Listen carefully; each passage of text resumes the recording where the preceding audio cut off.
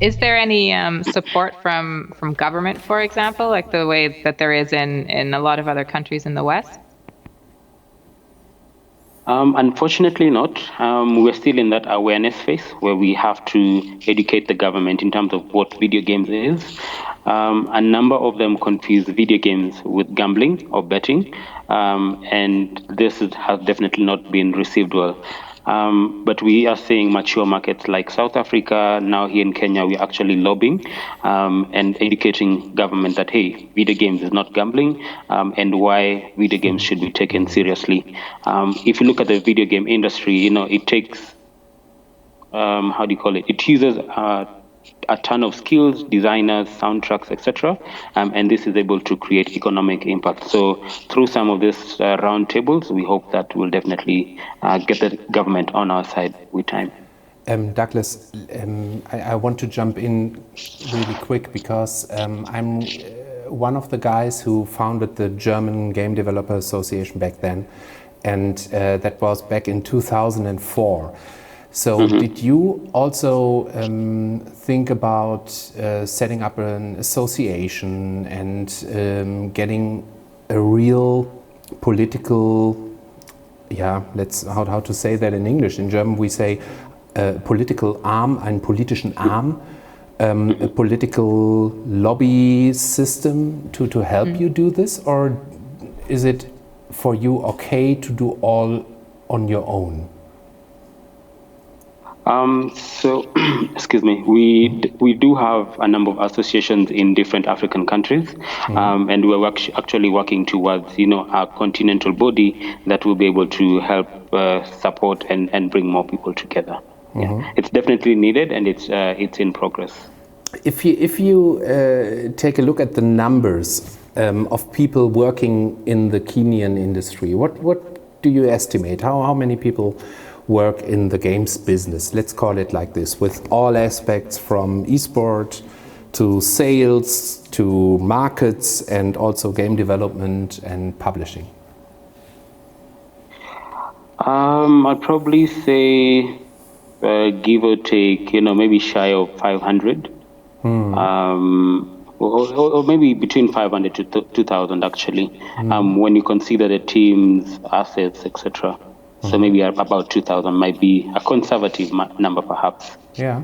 If you take a look at the African continent, what do you think are the most interesting hotspots of gaming if you try to because you are working as a pan-African publisher of games. Yeah. And what do you think? Which countries or markets are the hotspots of gaming in Africa? Interesting question. So,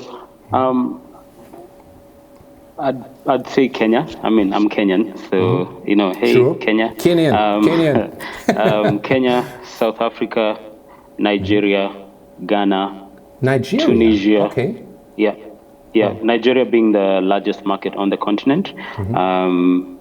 We're seeing quite interesting kind of concepts coming from those markets. And then in addition to that, I'd say Egypt. Did I say Tunisia? And then Algeria as well. And then just next door, Ethiopia. We're also seeing good teams coming out from Ethiopia as well. How could we bring more people to visit you in Kenya, for example? What do we have to do to change this? I think we definitely need to tell more stories, positive stories that, what people are doing on the continent. There hasn't been a lot of spotlight. And thanks to you as well for, this platform. This will definitely, it's already in that creating that process for shining a light in terms of what is being done on the continent. So definitely spotlighting, and then, creating knowledge exchange. So for example, here in Kenya, or now that with COVID, we have monthly meetups where we're able to host different experts from different continents. For example, last month we had a gentleman from the UK talking about storytelling for video games. So, using some of this talent exchange will definitely go a long way in starting to bridge this gap. Douglas, I would like to talk a little bit about numbers with you. I'm always really interested in getting an understanding of the sizes of teams. So, for example, which is the biggest company in Kenya in the games industry, and how many people do work there? Is it a team with 20 people, or are there already companies with more than 100 people working there? So this is my first question. And the second one is, yesterday or the day before, you told us that most of the teams in Kenya are working on mobile games, which is totally okay and one of the most interesting markets, of course.